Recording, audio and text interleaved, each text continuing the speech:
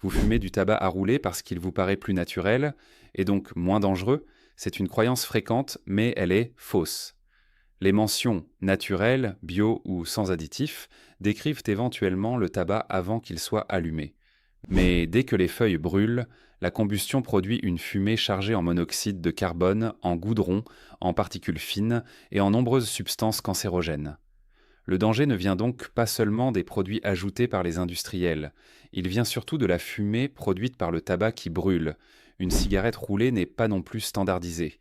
La quantité de tabac, le serrage de la cigarette, la taille du filtre et la manière de tirer dessus peuvent varier considérablement.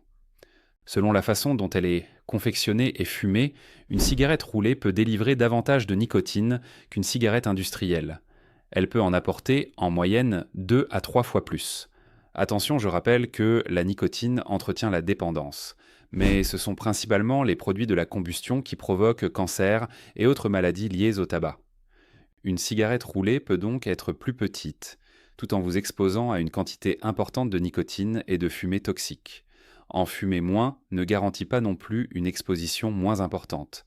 Choisir du tabac à rouler, naturel ou sans additifs, ne constitue donc pas une réduction fiable des risques.